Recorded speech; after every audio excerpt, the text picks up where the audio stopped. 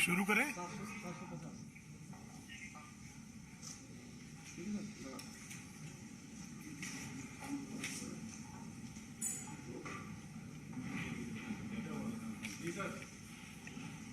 Bharatiya Janata party के राष्ट्रीय प्रवक्ता सांसद आदरणीय डॉक्टर सुधांशु त्रिवेदी जी,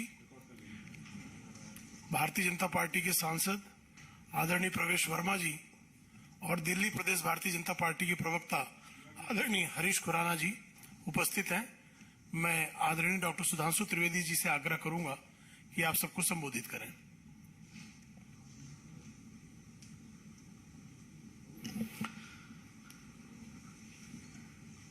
मित्रों, आप सभी को यह ज्ञात है कि भारत की राजनीति की सबसे नई नवेली और अजब अलबेली पार्टी की मधुशाला का जो क्रम विगत कई दिनों से चल रहा है, उसके संदर्भ में कुछ तकनीकी बिंदु हम लोग निरंतर उठा रहे हैं। एक तकनीकी प्रश्न उठा था, तो उस पर मैं आपका ध्यान आकृष्ट करना चाहता हूं कि यदि किसी लाइसेंसी ने अपना लाइसेंस सरेंडर कर दिया हो, यानी उसने असमर्थता व्यक्त कर दी हो और अपना फोरफीट कर दिया हो, तो उस संदर्भ में नियम क्या कहता था और किया क्या गया है। पॉलिसी जो बनाई गई, उसके पृष्ठ क्रमांक 20 पर बहुत स्पष्ट शब्दों में लिखा है, जिसका मैं उदाहरण आपके समक्ष रखना चाहूंगा कि in case of surrender of retail license by some allottee the security deposit shall be forfeited, यानी उसके द्वारा जो भी जमानती राशि रखी गई है वो जब्त होनी चाहिए। And the zone will be retendered, उसके बाद उसकी पुनः निविदा निकालनी चाहिए। And the said licensee be prohibited from practice in the bidding process for a period of 2 years, और उसके बाद उस संबंधित व्यक्ति को 2 वर्ष के लिए उस निविदा की किसी भी प्रक्रिया में भाग लेने से वंचित कर देना चाहिए। यानी बहुत स्पष्ट है कि यदि कोई व्यक्ति अपना अलॉटमेंट छोड़ता है तो ना उसका पैसा वापस होना चाहिए और उसके अलावा उसको अगले प्रोसेस में भाग लेने से पूरी तरीके से प्रतिबंधित कर देना चाहिए। परंतु इसके बावजूद जिन लोगों ने अपने लाइसेंस फोरफीट किए, उन्हें प्रकारांतर से भी मौका भी मिला और पैसे भी वापस किए गए। अब क्या इसमें किसी भी प्रकार के किंतु परंतु की कोई गुंजाइश रह जाती है? इसलिए हमारा प्रश्न यह है कि हम निरंतर उनसे दिल्ली की आबकारी नीति पर प्रश्न पूछ रहे हैं, परंतु आप देख रहे हैं कि यह नई नवेली पार्टी एक पहेली बनती चली जा रही है। we are consistently asking them to be precise on excise, but they are doing all sort of theatric exercise in order to divert the attention and taking so many words like lotus, bogus, etc. Their main objective is to divert the focus. परंतु आप देख रहे हैं कि जब से हमने यह विषय उठाया है और हम निरंतर केवल बिंदुवार वस्तुनिष्ठ यानी point wise and objective question पूछ रहे हैं, तो वो क्या जवाब देते हैं? कभी न्यूयॉर्क टाइम्स की बात, कभी शिक्षा नीति की बात, कभी कट्टर ईमानदारी की दुहाई, कभी बिरादरी की दुहाई, कभी लोटस की बात, कभी बोगस की बात, कभी विधानसभा का सत्र, और आज राजघाट पर जाकर उन लोगों ने प्रदर्शन किया। मैं यह बताना चाहता हूं, यह भारत की राजनीति का अद्भुत उदाहरण है। राष्ट्रपिता महात्मा गांधी, जो शराब के पूर्णतः विरुद्ध माने जाते हैं, इस देश में ऑफिशियली उनके जन्मदिन ड्राई डे माना जाता है, और शराब में एक पौवे के बदले दूसरा पौवा देने की नीति बनाने वाले लोग जाके राजघाट पे महात्मा गांधी की समाधि पे अपनी सत्यता की दुहाई दे रहे हैं। इससे समझ में आता है, मतलब कहना नहीं चाहिए, अगर ऑन द लाइटर नोट कहें तो भाई ये मुफ्त की रेवड़ी तो बांट रहे थे, पर रेवड़ी के पेड़े सबसे ज्यादा बेवड़े पा रहे थे। ऐसा उदाहरण जिस पार्टी ने प्रस्तुत किया, वो जाके राजघाट के ऊपर बापू की समाधि पर यह कहे, तो हम उनसे कहना चाहते हैं, मान्यवर सर, आपकी सरकार पर आंच नहीं है, आपकी साख पर आंच है। हम सीधे आबकारी नीति पे सवाल पूछ रहे हैं और आप हर दिन एक नए रूप बदलकर आकर विषय को डाइवर्ट करने की कोशिश कर रहे हैं, परंतु उससे सच छुपने वाला नहीं है, क्योंकि आप सत्य के सबसे बड़े प्रतीक की समाधि पर जाकर सच को ढकने का प्रयास करेंगे तो यह संभव नहीं है। इसीलिए यह पंक्ति कहता हूं जो आज आम आदमी पार्टी के चरित्र पर बिल्कुल उजागर होती है कि इस समय के सबसे अजीम शायर वसीम बरेलवी का है शायद ये, कि सच जरा सा घटे या बढ़े तो सच सच न रहे। सच जरा सा घटे या बढ़े तो सच सच न रहे, मगर झूठ की तो कोई इंतहा नहीं, और लाख चेहरे बदल के आ जाता हूं मैं, मगर ये आईना कमबख्त झूठ बोलता ही नहीं। यह आम आदमी के चरित्र का वास्तविक चित्रण है कि न्यूयॉर्क टाइम्स से लेके स्कूली बस्ते में बोतल छुपाने से लेके अनेक प्रकार की ईमानदारी, बिरादरी और सरकार का और सब कुछ कर रहे हैं, मगर इस पे जवाब नहीं दे रहे हैं। तो अंत में मैं यह कहते हुए कि हमें जवाब आबकारी पर चाहिए, किसी और चीज के ऊपर जवाब नहीं चाहिए, और वह जवाब देने की वह स्थिति में नहीं है। इसलिए नित नए प्रकार के प्रदर्शन, आवरण और स्वांग रचने का प्रयास करते रहते हैं। अब मैं अपने साथी सांसद श्री प्रवेश साहिब सिंह जी से अनुरोध करूंगा कि वो आगे का विषय आपके समक्ष रखें।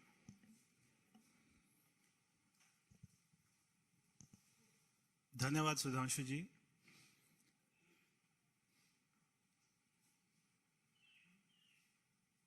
जब शाम को डिबेट चलती है टेलीविजन पर, तो आम आदमी पार्टी के साथ में मीडिया बंधु भी हमसे ये सवाल पूछते हैं कि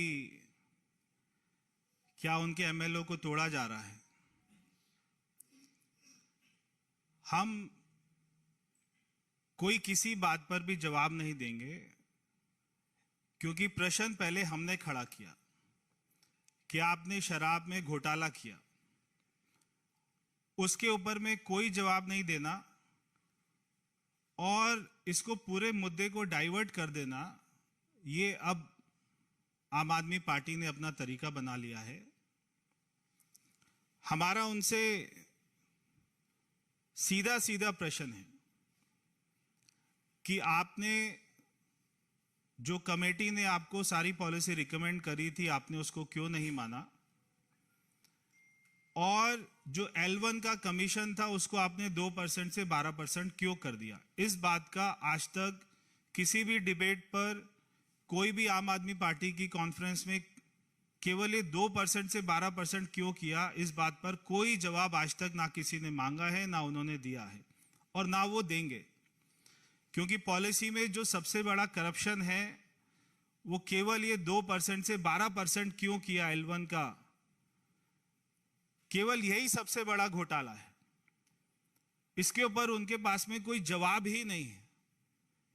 ये वही पार्टी है जो हर बात पर कागज दिखाने की बात करती थी, जो हर बात पर जन सर्वे कराने की बात करती थी, जो कहती थी कि अगर किसी मोहल्ले में ठेका खुलेगा तो वहां पे सारा मोहल्ला की मीटिंग होगी, उसके बाद में वो तय करेंगे कि ठेका खुलेगा या नहीं खुलेगा। मगर इन्होंने कोई कमेटी की बात नहीं मानी, ना कोई इन्होंने अपनी ही बात मानी। तो इसलिए ये आजकल बहुत या तो पिक्चर देख रहे हैं, रातों रात में स्क्रिप्ट बना देते हैं। कोई भी हमारे एमएलए जो है मिल नहीं रहे, उनका नाम भी नहीं बताते, कौन फोन कर रहा है बीजेपी वाला, उसका भी नाम नहीं बता रहे। मगर इनके कौन कौन विधायक नहीं मिल रहे उनका भी नाम नहीं बता रहे। अगर ये उनका नाम बता दे तो हमारे कार्यकर्ता जो है उनके घर जाकर उनको ढूंढ के ले आए और हम खुद ही विधानसभा पहुंचा देंगे। क्योंकि जब 2013 में हमारी 32 सीटें आई थी और आम आदमी पार्टी की 28 सीटें आई थी, अगर उस समय हमारे ऊपर ये आरोप लगाते तब तो जनता मान भी लेती। जितनी बेखूबी से, जितने विश्वास के साथ में आज ये बोलते हैं। मगर आज जब हमारे केवल 8 विधायक हैं और इनके 62 विधायक हैं, अगर 50 विधायक भी आ जाएंगे तो भी हमारी सरकार नहीं बनेगी। तो हमारे 5 विधायकों को जो है खरीद रहे हैं, 10 को खरीद रहे हैं, इस बात में कोई दम ही नहीं है। तो हम कोई भी जो भी इनके प्रश्न है उसके बारे में तब तक नहीं बोलेंगे जब तक ये हमारे प्रश्नों का जवाब नहीं देंगे। हमारा एक अपना किसी व्यक्ति ने, एक मैंने पिक्चर देखी थी शोले, तो वो शोले का बहुत फेमस एक डायलॉग है, जब वो जय वीरू की शादी के लिए बात करने जाते हैं मौसी से, तो फिर वो उनसे पूछते हैं कि भाई अपना जो है कोई झूठ वूठ तो नहीं बोलता? तो बोलते नहीं, कोई ऐसा झूठ नहीं बोलता, बच्चों की कसम खा लेता है, बस जो है अन्ना जी को धोखा दे देता है, गाड़ी बंगला सिक्योरिटी ले लेता है, कांग्रेस से समर्थन लेकर सरकार बना लेता है, हमारे नेताओं पर झूठे आरोप लगाकर माफी मांग लेता है और ज्यादा झूठ नहीं बोलता, बस इतना ही झूठ बोलता है। तो वो पूछते हैं विकास तो कराता है ना, विकास को अपना डेवलपमेंट तो करा रहे हैं?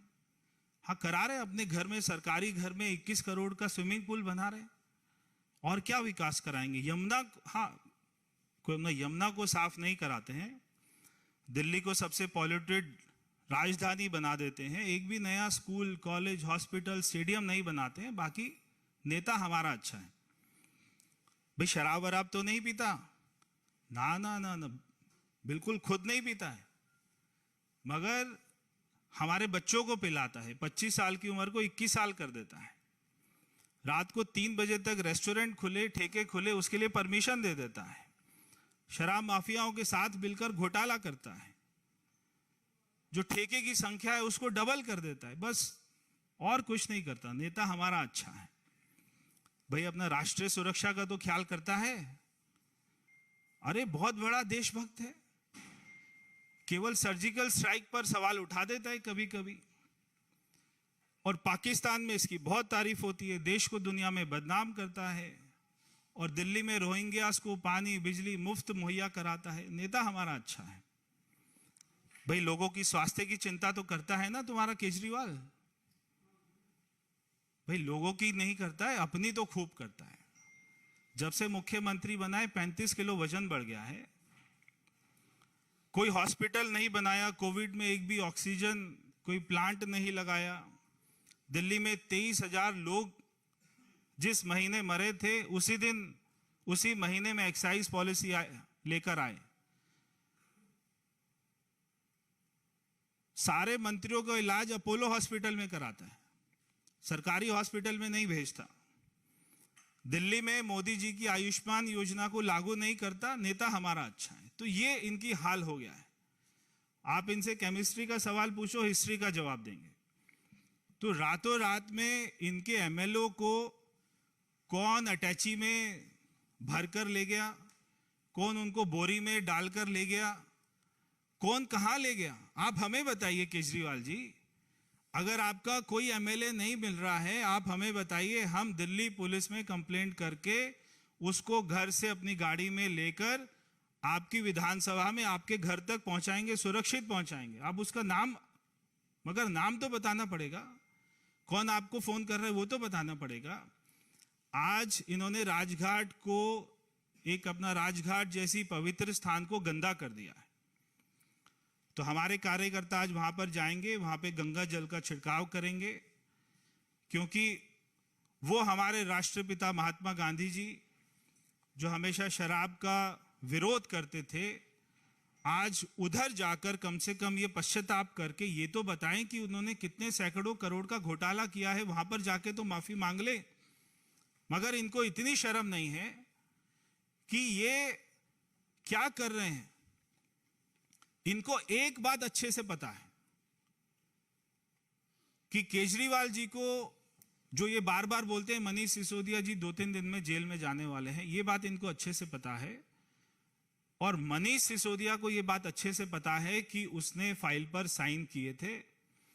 चाहे ये जो मर्जी, जितना मर्जी अच्छा ड्रामा कर लें, चाहे एक दूसरे को ऑस्कर के लिए नॉमिनेट कर दें, मगर इनका जेल जाना निश्चित है।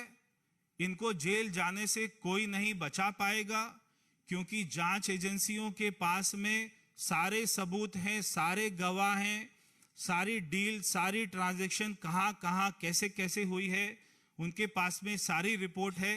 इसलिए इनका बच पाना मुश्किल है। बहुत बहुत धन्यवाद। अगर सुधांशु जी को कुछ ऐड करना हो तो वो करेंगे।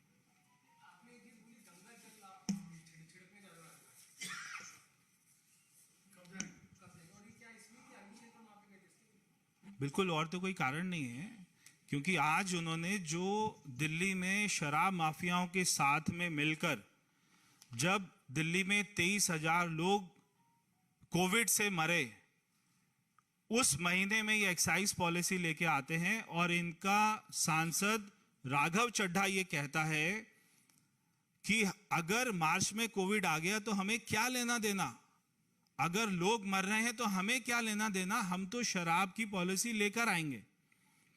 अगर ऐसे लोग हमारे राष्ट्रपिता महात्मा गांधी जी के समाधि पर जाएंगे तो निश्चित ही वो जगह अपवित्र हो गई है। इसलिए हम कार्यकर्ता मिलकर वहां पर जाएंगे, गंगा जल का छिड़काव करेंगे। धन्यवाद। बस अभी जा रहे हैं, थोड़ी देर में।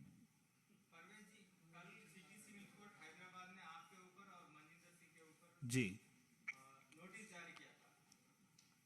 थोड़े दिन आप जरा इंतजार कर लीजिए। जब हमने जिसका नाम लिया था उसके ऊपर में जब होगा नोटिस जारी जांच एजेंसी द्वारा, उनको बुलाया जाएगा, तब सारा दूध का दूध और शराब का शराब हो जाएगा।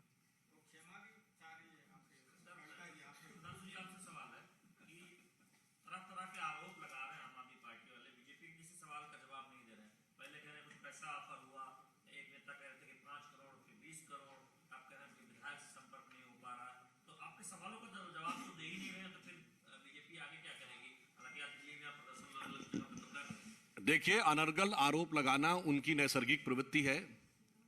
न मेरी बात मानिए न उनकी बात मानिए। यह भारत की राजनीति की एकमात्र अद्भुत पार्टी है जिसने नेताओं पर अनर्गल आरोप लगाए और सर्वोच्च न्यायालय में जाके माफी मांगी। नितिन गडकरी जी के ऊपर, स्वर्गीय अरुण जेटली जी के ऊपर, इवन कांग्रेस के कुछ नेताओं, शायद कपिल सिब्बल जी और मनीष तिवारी जी के ऊपर। भारत के राजनीतिक इतिहास में राजनीतिक आरोप के लिए सर्वोच्च न्यायालय में जाकर क्षमा याचना करने वाली पार्टी के आरोपों को कितनी गंभीरता से लिया जाना चाहिए, मुझे लगता है इसके लिए किसी भी प्रकार के प्रमाण की आवश्यकता नहीं है, because it is duly certified in the Supreme Court of India. Neeraj Pandey जी।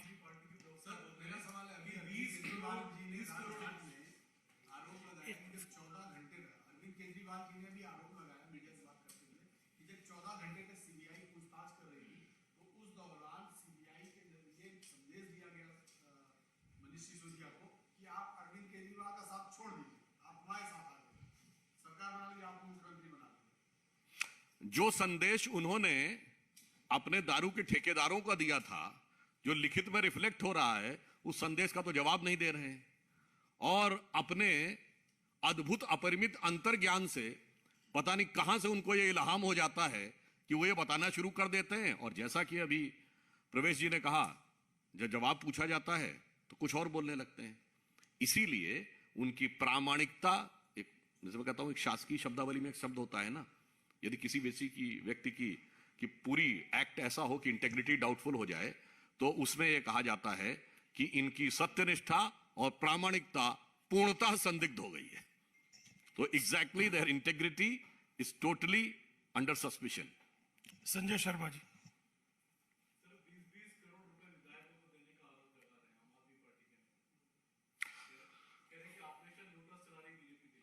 वो कह रहे हैं, आम आदमी पार्टी के स्वयं विधायक, बादलपुर से विधायक एनडी शर्मा ने 2020 में खुद ये बोला था कि 20-20, 25-25 करोड़ रुपए लेके केजरीवाल जी टिकट बांट रहे हैं। हमारा आरोप नहीं है, उनके एमएलए का आरोप है। भाई, अपनी पार्टी का तो जवाब दे दीजिए। मगर वो जवाब क्या देंगे? एमएलए ही नहीं, उनके तो संस्थापक सदस्यों का विश्वास भी अब उनके साथ नहीं है। बहुत बहुत धन्यवाद।